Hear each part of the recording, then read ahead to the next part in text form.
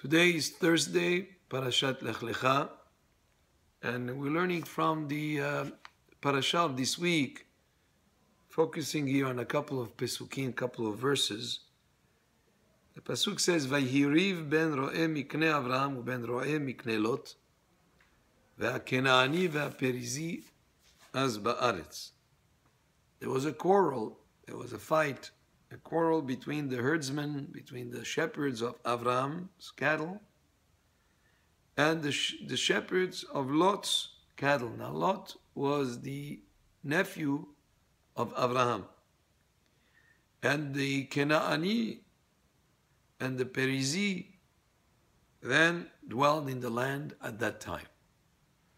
What was the quarrel that was between the shepherds of Avraham and the shepherds of Lot?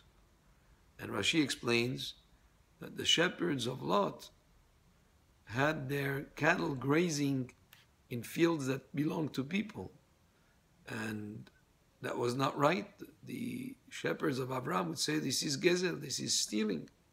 This is, they would rebuke them. They'll tell them, this is robbery. You cannot send your cattle to graze in the fields of people because that's their belonging to other people.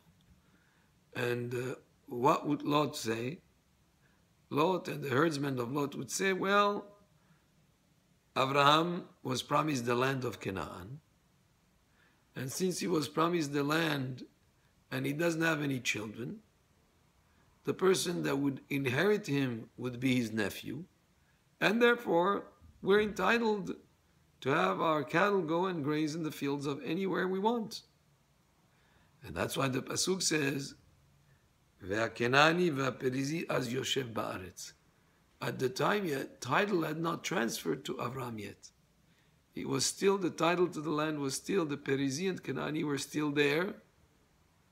And therefore, not only did Avram not become the owner of the land, and you're not allowed to send, and I would say even more than that, Avram was still alive. How could Lot would be a potential heir, potential person to inherit? After all, Abraham was going to have children later.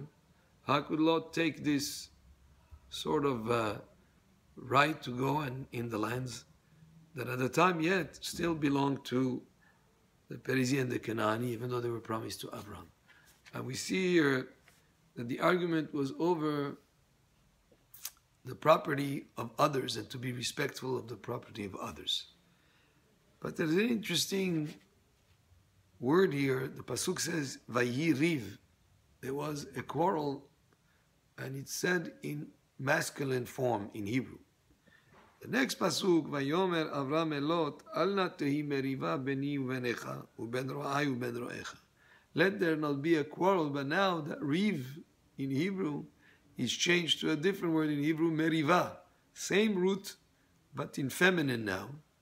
And what Avraham wants to indicate, he says there seems to be a quarrel, let's take care of it right now, because if you let it be unresolved, a riv can turn into a meriva. Just like meriva is a feminine form that can give birth to more and expand the conflict. Let's take care of it right now. And that's when Avraham tells Lot, you choose the land where you want to be. If you go to one side, I'll go to the other. If you go to the left, I'll go to the right. If you go to the right, I'll go to the left. And a very important principle that people have to be careful when there is a conflict, a quarrel, a reason for disagreement. Take care of it right away. Because if you let it stay, it can develop into a bigger quarrel. Sometimes people forget even how the fight started. People have conflict between them, and it may have started with something very minimal, and it wasn't taken care of right on the spot. It could develop into something huge that then it's a kind of a very difficult thing to undo afterwards. So that's why Abraham wants to take care of it right away. So Lot chooses a land that was the land of Sodom and Amorah to go and live there. It would seem to be for him very lush and full of vegetation, and it was a land that was very fruitful.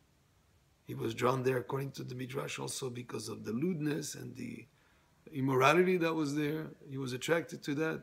He was both the physical, material, rather than the spirituality that drew him to Sodom and Amorah.